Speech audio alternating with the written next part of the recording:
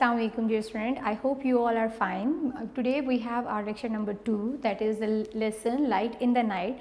Actually this is the lesson number 1, but what we have done in our lecture number 1, I will give you our preview of our first lecture, that is the Adventure of Isabel. That was a poem. It was about a girl and her adventures, and the poem was about the imagination. There was a girl whose name was Isabel. She was very daring, she was courageous, and she met 4 characters in the poem. That was, the first one was an enormous bear, the second one was a wicked witch, the third one was the hideous giant, and the fourth one was the troublesome doctor. And she coped all the challenges, and she faced all the problems, and she handled all the things very confidently, and she is a self-reliant girl. So this was the summary of the previous poem, The Adventure of Isabel. It was written by the Ogden Nash. Again and again I am telling you students, when you are learning the summary of the poem, do learn the name of the poet as well. So this was the preview and a little छोटा सा कह दें कि आपको एक छोटा सा reference है आपके पिछले लेसन का.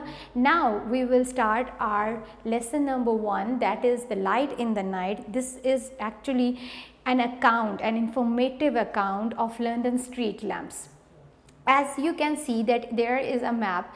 मैंने एक तरह का आपके लिए different चीज़ें मैंने यहाँ पर mention करके आपको थोड़ा एक्सप्लेन कर सकूँ, ताकि मैं टेक्स्ट को, क्योंकि थ्रू आउट द टेक्स्ट पढ़ना is not possible for me, but I will explain the maximum things of the lesson in this lecture. So first one is, this is an informative account of street lamps. This was the time of 1700s. It was the time of Victorian era. इसे हम literature में Victorian era भी कहते हैं. Victorian era is actually the time period of Queen Victoria. She in that time period, it was the time of rapid growth. 1700s में London यानी United kingdom में बहुत सारी डेवलपमेंट्स आई, और इस टाइम पीरियड में क्योंकि Victorians loved technology and science, they were impressed by this. So at that time they invented a lot of things, like they introduced photography, and the cameras were available in that time period. And in that time period there were the street lamps were also introduced, but after the Paris, and it was also called the time of railway. Communication means were developed a lot. यानी 17th century में London में हर तरह से तरक्की ही हुई थी, और ये बहुत ही हाई टाइम था लंदन का. Secondly, London is the capital city of united kingdom. और इसके साथ साथ this city is the most significant city of the world, and it is famous for its trade, fashion, cultural and financial values as well. So this is a brief account of London, and now we will start our text. I will not explain the through the reading like previous. I explained the poem like text हमने पढ़ा और उसके साथ साथ मैंने explain किया. अभी I just read the text and I explain the main chunks of this lesson. London is a major capital city. At night it glows brightly like most modern cities. Before the 1700s, London was much smaller than it is now. On cloudless, moonlit nights, people would take advantage of the moonlights and go out to socialize. Socialize, this is a word, it means to interact with others, यानी दूसरों से मिलना जुलना. But night time in the city could be dangerous. You could trip, fall and injure yourself. If you fell in the river, you could drown.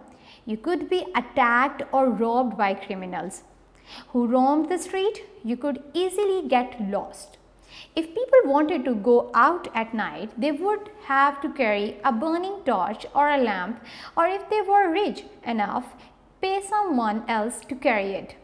So this is a simple introduction of this lesson is कि 1700 से पहले आज जैसे London का जो शहर है तमाम मॉडर्न सिटीज़ की तरह बहुत ही वो उसके अंदर लाइटें हैं और वो बहुत बारौनक है, बहुत मतलब रोशनियों का शहर है, लेकिन 17वीं सदी से पहले ऐसा नहीं था।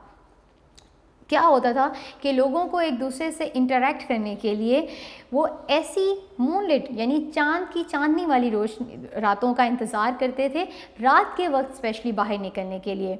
क्यों वो बाहर नहीं निकल सकते थे? क्योंकि उस वक्त शहर में रात के वक्त बाहर निकलना डेंजरस होता था, रिस्की होता था, यानी ख़तरा होता था उस टाइम में।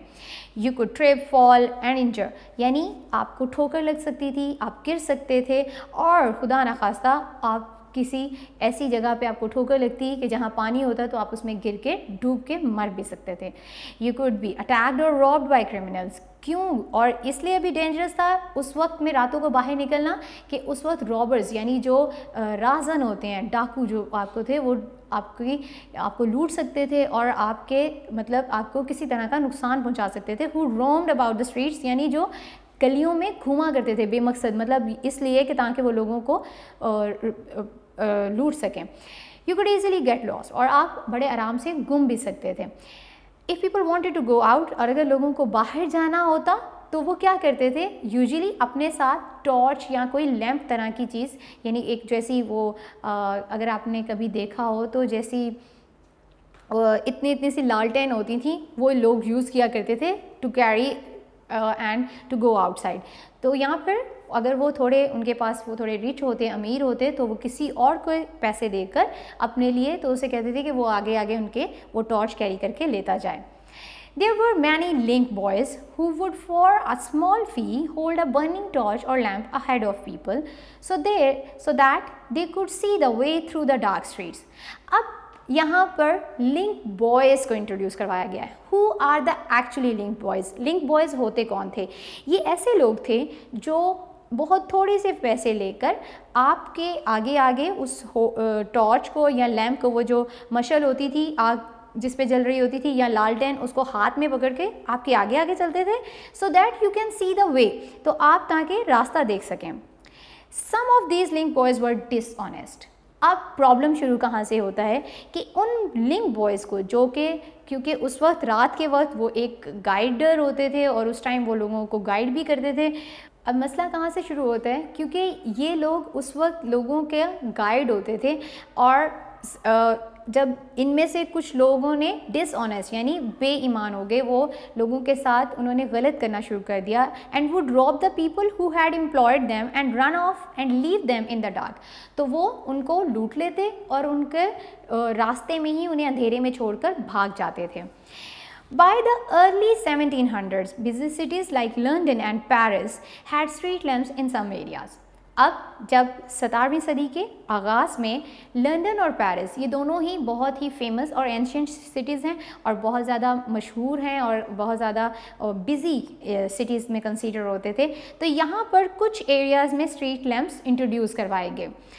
In Paris, which had street lamps before London, the street lamps were actually lights placed in the windows of houses. Paris में लंदन से पहले इंट्रोड्यूस करवाए गए थे स्ट्रीट लैम्प्स, लंदन में बाद में इंट्रोड्यूस होते हैं। अब वो एक्चुअली में स्ट्रीट लैम्प्स थे क्या? फर्स्ट टाइम जो लंदन में इंट्रोड्यूस करवाए गए थे वो ये था कि लोगों के घरों की खिड़कियों में वो लैम्प्स रख दिए जाते थे।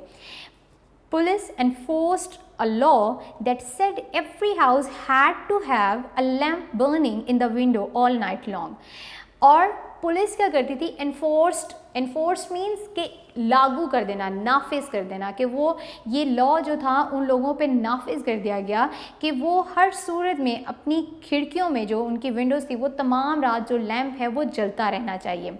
If the lamp went out, people would have to get up to relight it और फेस बीइंग फाइंड, और अगर वो बंद हो जाते तो लोगों को रात को दोबारा उठ के उसको जलाना पड़ता या फिर उन्हें फाइन कर दिया जाता, यानी उन्हें जुर्माना कर दिया जाता था इस चीज़ के लिए। Some people started to offer their services as lamp lighters. In return for payment, lamp lighters would put up a lamp outside the house and make sure it was lit. That street lamps reassured people and made them feel safer. अब क्या हुआ कि लोगों को इस चीज़ के लिए मुश्किल होती थी, तो चंद एक लोगों ने एज अ लैम्प लाइटर्स अपनी सर्विसेज देना शुरू कर दी।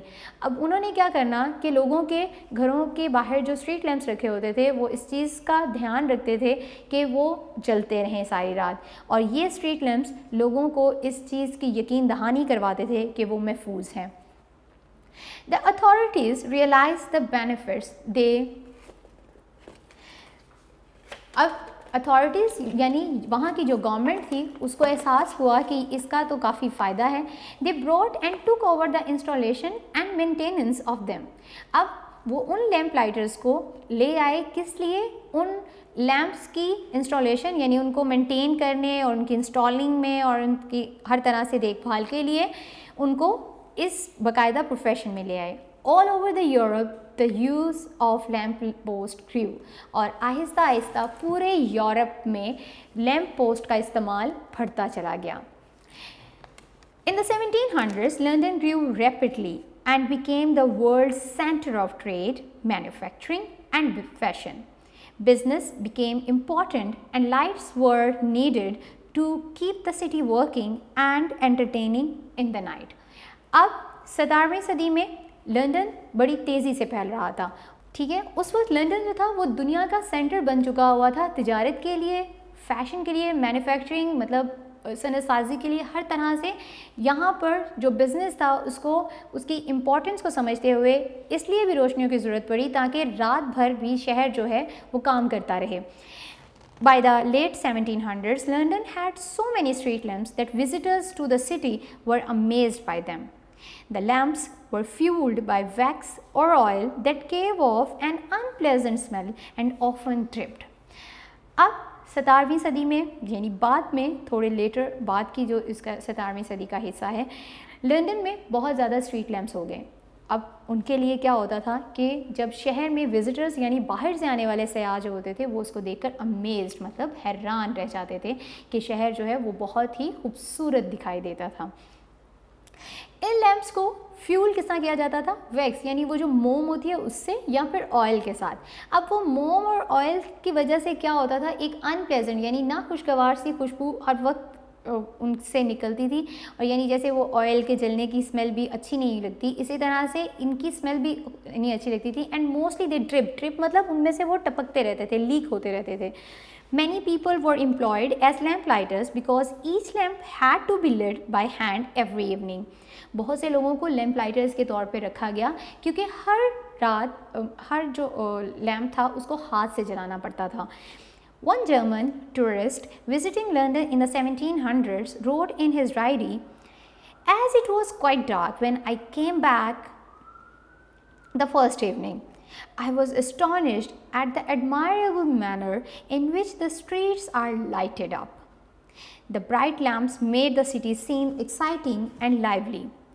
The lamps are so near each other that even on the most ordinary and common nights, the city has the appearance of a festive illumination." It means कि यहाँ पर एक German visitor उसके बारे में मेंशन किया गया है कि जब उसने 17वीं सदी में वो जब लंदन आया तो वो कहता है कि मैं देखकर हैरान रह गया कि रात के वक्त जब मैं यहाँ पर आया तो यहाँ पर स्ट्रीट लैम्प्स जो थे वो पूरे शहर को बहुत ज़्यादा एक्साइटिंग एंड लाइवली यानी पुरजोश और ज़िंदगी से भरपूर बना रहे थे। वो लैम्प्स इतने पास एक मतलब उस शहर में लगे हुए थे कि एक आम सी एक कॉमन यानी बिना किसी मतलब एक तो होता है ना कि त्यौहार नहीं, ऐसा भी नहीं, बस आम ऑर्डिनरी नाइट्स पे भी वो पूरा शहर इस तरह जगमगा रहा होता था जैसे कि कोई फेस्टिव यानी किसी त्यौहार का जश्न जो है वो मनाया जा रहा हो। The lamp lighters quickly became an important and valued part of the society. This was because they often became a key figure in their communities. They would walk the same route twice a day, and as they checked, cleaned, fixed, lit or put out the lights, they would notice that what was going on around them. Many lamplighters helped to make their routes safer. Their job required energy, strength, agility and reliability. They had to keep the lights clean, make sure the wicks were trimmed to the right length, light tens of lamps in the evening and put them all out again in the morning. Many lamplighters were pleased to be guardians in their communities, and often the job would be passed one from parent to child. Now this is the most significant passage of this lesson. Why I said this? मेरे ख्याल में ये जो paragraph है इसमें एक lamp lighters की duties और उसकी रिस्पॉन्सिबिलिटीज़ बताई गई हैं। इसके साथ साथ यहाँ पर हम वो बड़ी खूबसूरत बात कहता है कि with the passage of time, वक्त के साथ साथ ये लैम्प लाइटर्स जो थे उन कम्युनिटीज़ के, वहाँ के माशरे की एक कलीदी शख्सियत बनते चले गए। की फिगर मीन्स कि अहम जो थे शख्सियात बनती चली गई। क्यों? कि वो उस रूट को, उस जगह से गुज़रने वाले लोगों के लिए उस रूट को सेफ़ बनाते थे, महफूज बनाते थे। और उनकी ड्यूटीज़ में एक्चुअली में शामिल क्या था कि वो दिन में 2 मरतबा उन लैम्प्स को चेक करते थे, उन्हें साफ़ करते, उन्हें ठीक करते, उन्हें जलाते और उसके बाद उनको साफ़ भी रखते थे। इसी तरह मैनी लैम्प लाइटर्स जो थे वो अपने गुज़रने वाले लोगों के लिए उस रास्ते को महफूज बना देते थे। उनकी जॉब में जिन चीज़ों की ज़रूरत थी वो थी स्ट्रेंथ, यानी उनकी ताकत, स्ट्रेंथ, एनर्जी, उनके अंदर जितनी पावर है, एजिलिटी के मतलब वो कितने एक्टिव हैं, एंड रिलायबिलिटी, और वो कितने उन पे मतलब ट्रस्टवर्दी हैं। ये सारी बातें उनके जॉब का हिस्सा बनती चली गई।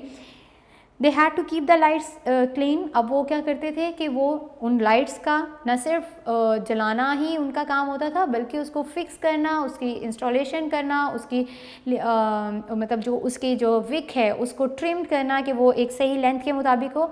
और ईच लैम्प लाइटर जो था वो 10 लैम्प्स जो था वो दिन में जलाता था और सुबह के वक्त उसको बुझाते थे। बहुत से लैम्प लाइटर्स इस जॉब को बड़े खुशी से करते थे, क्योंकि उन्हें लगता था कि वो मतलब उस कम्युनिटी के गार्डियन बन गए हैं, यानी मुहाफिज हैं वो। और यही वजह थी कि ये प्रोफेशन एक नस्ल से दूसरी नस्ल तक भी पास होने लगा, यानी पेरेंट टू चाइल्ड मीन्स कि ये नस्ल दर नस्ल चलने लगा ये वाला profession. The lamp post of London were designed with a bar sticking out on either side at the top so that the lamplighters could safely rest his ladder on them. Lamplighters moved quickly, carrying their ladder and going up and down at hundreds of times a day. The lampposts were decorated with the royal crest and were looked after carefully by the lamplighters. अब lamp post जो थे वो इस तरह से design किए गए थे कि उनको एक बार के ऊपर उनका क्रस्ट जो था वो इस तरह से रख दिया जाता था, ताकि जब लैम्प लाइटर्स अपने लैडर को उसके साथ यूँ करके अटैच करें तो वो आराम से उसके साथ उसकी टेक लगा के तो उसकी क्लीनिंग और उसकी मेंटेनेंस को श्योर कर सकें। और ये लैम्प लाइटर्स जो थे इनको बहुत एहतियात के साथ साफ़ किया जाता था। When the gas lamps started to be used from 1805 onward, they changed the work of the lamp lighters. जब लैम्प लाइट्स जो थी जो ऑयल और वैक्स के साथ चलती थी उनको 1805 में वो रिप्लेस हो गई गैस लैम्प से। They change the work of the lamp lighters, तो लैम्प लाइटर्स का काम भी मुख्तलिफ हो गया। The gas lamps were much quicker to light and did not require lots of work like the oil lamps. Oil lamps के comparison में इनको कम वक्त में और ये जल्दी चलते थे और इनके लिए उनकी ड्यूटीज़ भी काफ़ी हद तक बदल गई थी। उसमें इतने ज़्यादा काम की ज़रूरत नहीं होती थी गैस लैम्प को लिट करने के लिए। सच एज जैसे कि अब वो काम क्या थे, चेंजिंग द स्मेली ऑयल, कि वो जो बदबूदार ऑयल था उसको चेंज करना, and replacing and trimming the wicks, या उसकी जो उसकी बत्ती होती थी उसको ट्रिम करके उसकी प्रॉपर लेंथ पे लेकर आना, इन सब की चीज़ों की ज़रूरत नहीं होती थी। Some of the lamplighters felt their job wasn't the same anymore. कुछ लैम्प लाइटर्स को ऐसा लगने लगा कि अब उनकी नौकरी वैसी नहीं है, क्योंकि ये लोग इतने इन टच हो चुके थे, इतने इस चीज़ से अपनी मतलब नौकरी से इतना उनको लगाव हो चुका था कि वो इसको बहुत बड़े शौक़ से और बड़ी खुशी से ये काम किया करते थे। Charles Dickens captured this feeling in the story The Lamplighters. Charles Dickens, actually, who is the Charles Dickens? I have mentioned here, he is the great writer and the novelist of Victorian era. ये Victorian era के time का एक बहुत ही famous writer भी हैं, novelist भी हैं। इन्होंने बहुत सा फेमस काम इनके उसमें शामिल है। A tale of two city, Oliver Twist, as आप स्टूडेंट्स भी, अगर मैं इसकी बात यहाँ से रिलेट करूँ कि एक्टिव बुक्स में भी ओलिवर ट्विस्ट की कहानी है, तो स्टूडेंट्स प्लीज़ आप जब लेते हैं तो ट्राई टू लर्न। आप सिर्फ इन एक्टिव बुक्स को ऐसे ना लिया करें, बल्कि इनको पढ़ा करें। They are must be related to your lessons, तो ये आपके लेसन से रिलेट कर रही होती हैं। So those who have read Oliver twist, तो उन्हें चार्ल्स डिकेंस के बारे में भी मालूम होगा। चार्ल्स डिकेंस ने अपनी एक कहानी लैम्पलाइटर्स में इनकी ये ट्रू फीलिंग्स को जो है वो उसने डिपिक्ट किया था। कैसे? When one character talks about the change from oil to gas lamp, जब एक कैरेक्टर उसकी कहानी का इस चेंज को बताता है कि कैसे ऑयल लैम्प्स की जगह पर जो गैस लैम्प्स आ गए हैं, तो क्या वो फील करता है। I foresee in this, कहता है मैं foresee means here I predict, मैं ये बात कह सकता हूँ, the breaking of our profession, कि हमारा ये प्रोफेशन जो है ख़त्म हो रहा है। There is no more going the rounds to trim by daylight, no more dribbling down of the oil on the hats and bonnets of ladies and gentlemen when one feels in spirit. Any low fellow can light a gas lamp. Like they are so touched with their job कि वो इसको इतना sacred महसूस करते थे, उनको ये इतना पॉइस लगता था ये काम, कि वो जो काम कर रहे हैं वो बेहतरीन है। क्योंकि अब तो कोई भी, एनी लो फेलो मीन्स कि अब उनका काम करने की नेचर भी वैसी नहीं रही। उन्हें ना तो वो स्मेली ऑयल चेंज करना है, ना ट्रिम करना है। अभी तो कोई भी मतलब any low fellow means here कि उनके मुताबिक कि इसके लिए कोई ट्रेंड होना ज़रूरी नहीं होगा। कोई भी एक आता जाता आदमी जो है वो इसको लाइट कर मतलब जला सकता है गैस लैम्प को। Gas lamps were better than oil lamps in many ways. ये बात हकीकत है students. With the passage of time technology और मॉडर्न होती चली जाती है, हम चीज़ों को बेहतर से बेहतरीन की तरफ लेके चले जाते हैं। तो तब जब स्ट्रीट लैम्प्स इंट्रोड्यूस करवाए गए थे, at that time they were of much importance, वो अपने वक्त पर बहुत ज़्यादा इंपॉर्टेंस के हामिल थे। लेकिन जैसे जैसे इन्वेंशंस होती गई, as I have told you, it was the time of rapid growth, it was a time of science and technology. तो उस वक्त जब गैस लैम्प्स ने आकर रिप्लेस कर दिया ऑयल लैम्प्स को, तो अब वो उनसे काफ़ी लिहाज से बेहतर थे, जिनमें although a big issue with them was that every now and again one would blow up. अब मसला क्या था गैस लैम्प का, कि उसको कोई भी आता जाता बुझा सकता था। Over time gas lamps replaced oil lamps. Later, with the invention of electricity, gas lamps replaced by the electric lamps which now dominate modern streets. और फिर जब गैस लैम्प्स ने ऑयल लैम्प्स को रिप्लेस किया, तो उनके बाद जैसे ही इलेक्ट्रिसिटी की इन्वेंशन हो गई, जब वो उसकी ओरिजिनेशन हुई, तो उस ईजाद के बाद गैस लैम्प्स को रिप्लेस कर दिया गया इलेक्ट्रिक लैम्प्स के साथ। Now we are on the ending of this lesson. Today there are still 1500 gas lamps in London. आज भी लंदन में 1500 गैस लैम्प्स हैं।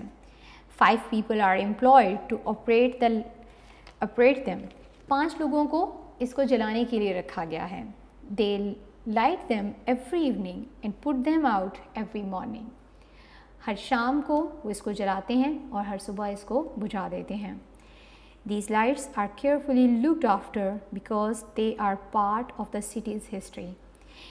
इन लाइट्स का बहुत ज़्यादा ख्याल रखा जाता है क्योंकि ये शहर की तारीख का एक अहम हिस्सा है। Kingston Palace Garden is the name of a long avenue in London. Avenue, what is the avenue, friends? It is a broad road in town. मतलब एक ऐसी लंबी सड़क को कहते हैं जिसके दोनों साइड पे बिल्डिंग या फिर ट्रीज कुछ इस तरह से होता है, उसको एवेन्यू बोलते हैं। It is lined with grand old buildings and it is lit entirely by gas lamps. इस एवेन्यू को मतलब इस जगह को, इसमें दोनों तरफ पर जो है वो गैस लैम्प्स लगे हुए हैं और इसके दोनों साइड पे जो बिल्डिंग्स हैं वो पुरानी एंशिएंट टाइम की यानी पुराने लंदन की बिल्डिंग्स हैं। और जब इनको गैस लैम्प के साथ लाइट मतलब इसको जलाया जाता है, जब गैस लैंप वहाँ पर जलाए जाते हैं, तो वो बिल्डिंग्स जो क्योंकि पुराने टाइम की हैं, there you can imagine what it would have been like in London during the times of Charles Dickens. तो आप वहाँ जाकर मतलब उस टाइमिंग में उस एवेन्यू पर खड़े होकर you can imagine, आप सोच सकते हैं कि चार्ल्स डिकन के टाइम पर ये जगह कैसी लगती होगी. This is about the light in the night. This was the whole text reading. I hope you understand. Students, आपको इसको इसलिए भी आपके लिए रीडिंग की जा रही है because without text it is we are not able to understand the MCQs and short question answer. Thank you very much for this this lecture. Okay student, one thing I must share with you here, that you must keep studying because this is not the time to enjoy the holidays. ये time बिल्कुल भी आपकी छुट्टियों का नहीं है. आप इसको लेयर टाइम समझकर इसको वेस्ट नहीं करें. आपके लिए ये जो स्पेशली हम ऑनलाइन क्लासेस भी अरेंज की जा रही हैं, ये सिर्फ इसी पर्पज़ के लिए हैं कि you must keep in touch with your books. आप अगर पढ़ते रहेंगे तो जैसे ही आप स्कूल आएंगे आपके लिए कोई मुश्किल नहीं होगी. स्टूडेंट्स, ये इसके साथ साथ अगर आप जब आओ तो आपके ये भी आपको बार बार मैसेजेस दिए जाते हैं कि आपकी एक्टिव बुक्स जो हैं आपकी इंक्वायरी ऑफिस में मौजूद हैं. प्लीज़ इनको पढ़ें. अगर आप पढ़ेंगे you can make your own vocabulary bank. आपके पास जब आपकी अपनी वोकैबलरी आ जाएगी, so it will be very helpful for you in your creative writing. आपको मालूम है कि UGI लेवल पे आपकी राइटिंग के बाकायदा कॉम्पिटिशन्स होते हैं जिसमें ऐसे राइटिंग कॉम्पिटिशन है और जो इंग्लिश और उर्दू दोनों लैंग्वेजेस में करवाया जाता है. आप इसमें मतलब स्टेप बाय स्टेप इसमें पार्टिसिपेट करते हो and those who are the finalist they participate in UGI ऐसे राइटिंग कंपटीशन में और फिर वहाँ पर हमारे बाकायदा कैश प्राइजेस दिए जाते हैं. तो स्टूडेंट्स, इसके लिए ज़रूरी है that you must read more and read a lot. So this reading skill makes you more better. Thank you very much.